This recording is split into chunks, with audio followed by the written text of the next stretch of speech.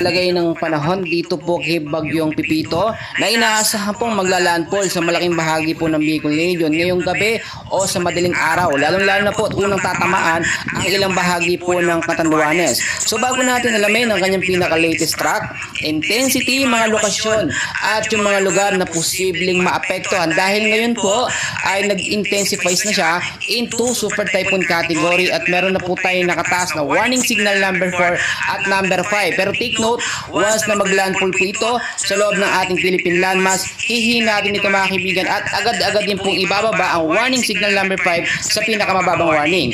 But before that kaibigan, bago tayo magsimula, huwag niyo munang kalimutan na isubscribe ang ating channel at pahit ng notification bell para sa susunod po natin na update ay ma-update ko kayo at mabilisang ma-notify sa lagay ng ating panahon. So mga kaibigan, ito pong si Typhoon Pipito or Super Typhoon Pipito mga kaibigan ay may estimated pong layo na 200 kilometers east of Juban, Sorsogon or merong layo na 180 kilometers southeast of Dirac, Catanduanes.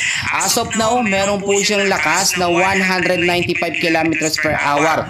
Malapit po sa may sentro na may bugsong pumapalo po. Medyo mataas na ito kaibigan ko. Naku po, nasa 240 kilometers per hour. Ang pagkilos naman niya pa west, northwestward sa bilis po na 20 kilometers per hour mga kaibigan at posible pang mas lumakas ito habang lumalapit sa ating Philippine landmass.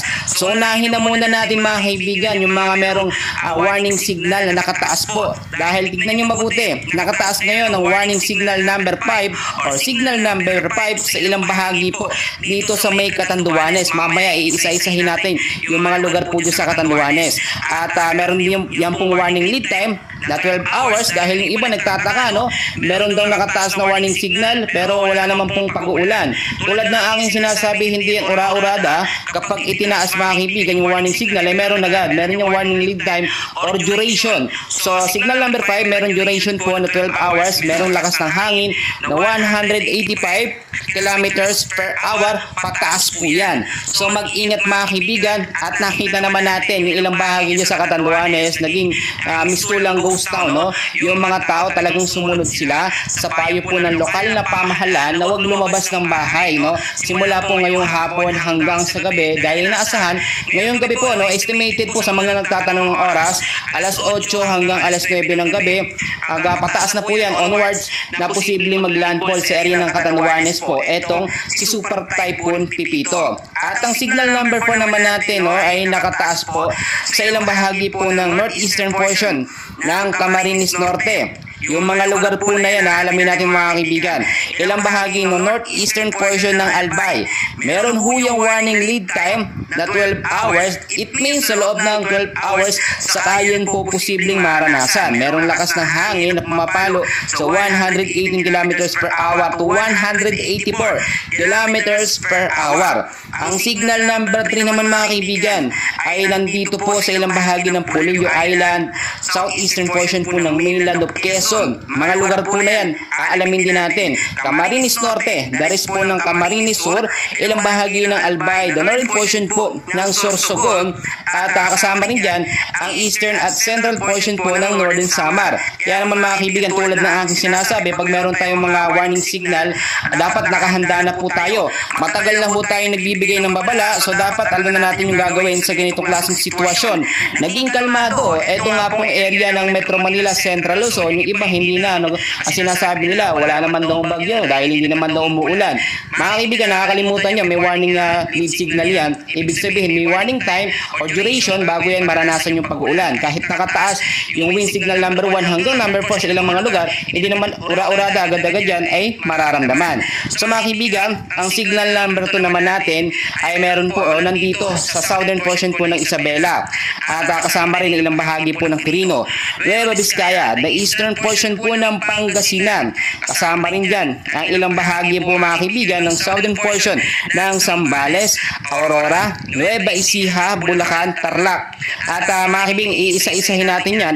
Ipapakita ko po sa inyo. Kasama rin sa signal number 2 ang Bataan, Metro Manila, Rizal, dares po ng Quezon, Laguna, Cavite, Marinduque, dares po ng Sorsogon, Burias Island at Icao Island. Ang Visayas area naman, apektado ng signal number 2 ang ilang bahagi po ng Central Portion at Eastern Samar. So mag-ingat tayo mga kaibigan dahil yung mga lugar na yan, inaasahan talaga na pwedeng magkaroon ng biglaang pagbabaha dahil marami dyan, karamihan dyan, meron po mga hazard zone. No?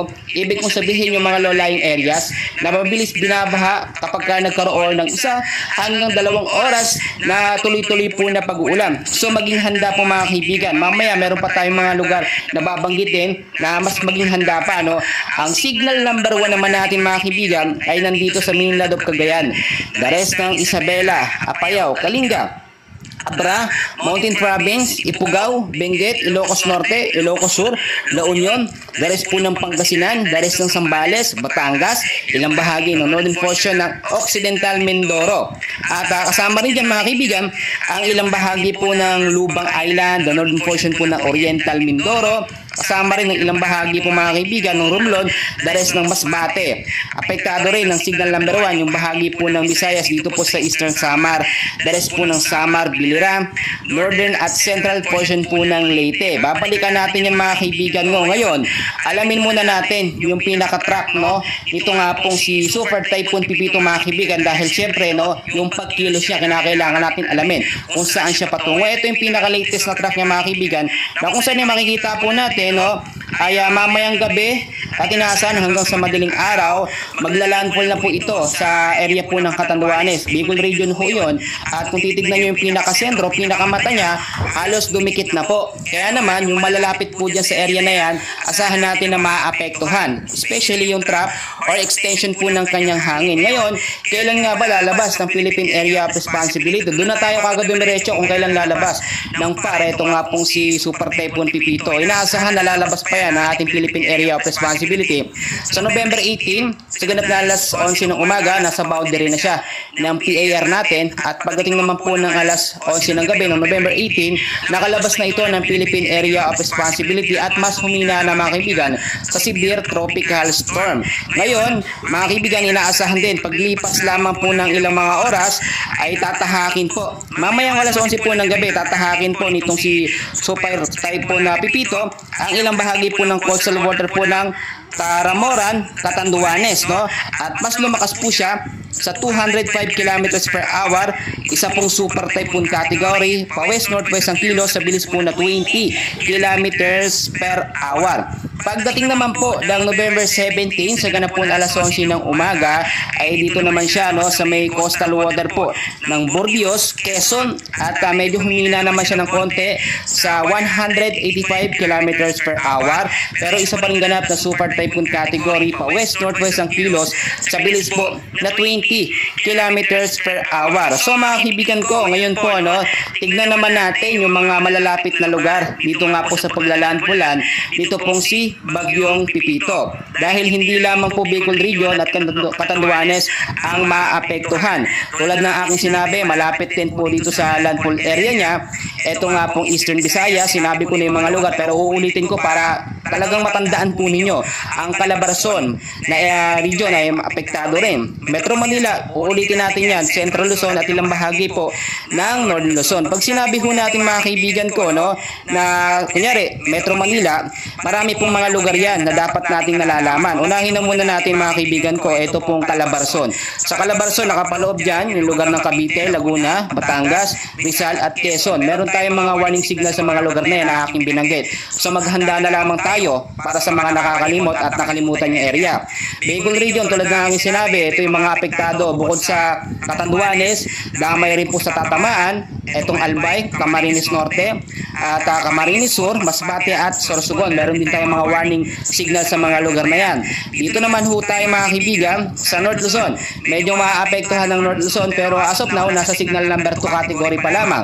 Pero mag-ingat po ang Ilocos Region, ang Cagayan Valley, ang Central Luzon mga kaibigan, Cordillera Administrative Region. So pag sinabi natin mga kaibigan, Ilocos Region, kasama dyan ang Ilocos Norte, Ilocos Sur, La Union, Pangasinan, Pangasinan.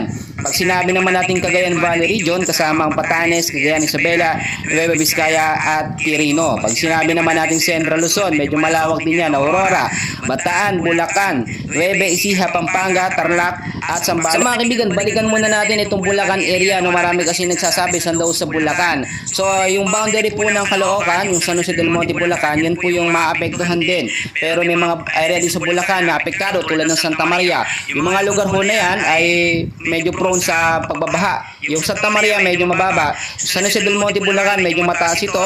Hindi naman ito masyadong binabaha. Pero landslide prone area, yung mga area dyan sa Bulacan na medyo matataas. Alam natin mga kaibigan, kaya mag-ingat po tayo.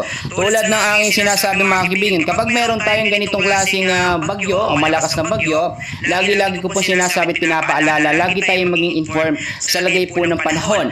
Lagi tayong makipag-communicate o alamin natin yung mga forecast, lalo na po dito sa ating channel. Lagi po ako naglalabas ng update at iniisa-isa natin yung mga lugar, no, para yung ating mga kababayan na hindi din alam yung mga lugar kung saan po sila nakasakop, iniisa-isa po natin yan. Ginagawa po natin yung best natin. Pangatlo, mag-imbak po tayo ng pagkain na tatagal po ng 2 hanggang 3 araw. Yung ano lang po yung kaya natin. Sabihin na natin bigas 1 kilo, sardinas, mga noodles, no, yung mabilis po lutuin para hindi na po tayo lalabas ng ating mga kabahayan sa ganito pong klaseng sitwasyon. At yung isa pang paalala ko, lagi po natin i-safety yung mga gamit natin, especially yung mga papeles. Pag nabasa ho yan, napakahirap na ho niyang kumuha mga kaibigan.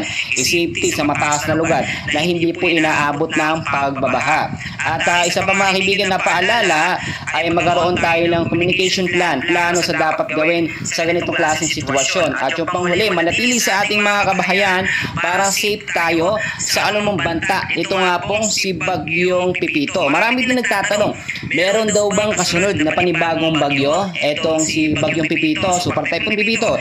Well, siguro natutuwa yung iba, no, na talagang sunod-sunod ng mga bagyo. Yung iba kasi hindi apektado, especially yung bandang Mindanao area, trap or extension ng hangin. Pero hindi ko naman sinasabi na hindi umuulan dyan, no? At yung area po dyan, medyo naapektuhan sila. Natitrigger kasi ito pong si Super Typhoon Pipito, itong localized thunderstorm, trap extension ng hangin, itong si Pipito, ang nakaka-epekto naman niya sa area ng Mindanao. Wala pong kasunod na panibagong bagyo ay na rin sa ating pinaka-latest forecast. Pero hindi naman natin inaalis yung mga posibilidad na pwedeng hindi makita. Pero as of now, clear po, wala tayong kasunod na bagyo na minomonitor. Mga kababayan ko, maging handa tayo sa ganitong klaseng sitwasyon. Unahin natin ang ating mga sarili, ang ating pamilya sa safety nila. Matagal na po tayong nagbigay ng paalala, no, noong mga nakarang araw pa na itong si Bagyong Pipito ay dito dadaan. So ngayon po, naghahanda tayo. Ang ilang parte kasi ng Metro Manila ay sinasabi wala naman daw bagyo dahil napakainit, no? Sobrang maalinsangan ng panahon kaninang umaga pa. At hanggang ngayon sa hapon ay medyo mainit din ng panahon sa ilang bahagi nga po ng mga lugar na aking binanggit na dapat nga daw po inuulan. Lagi kong pinapaalala, maging open-minded tayo na meron tayong tinatawag na warning lead time or duration po mga kaibigan. Hindi agad-agad mararanasan. So tignan natin gabi, no? Ngayon sinasabi ko alas 8, alas 9 hanggang alas 10 ng gabi. Diyan nyo po mararamdaman, no, yung mga lugar na may nakataas na warning signal. So mag-ingat tayo at manatiling ligtas. Magandang araw po.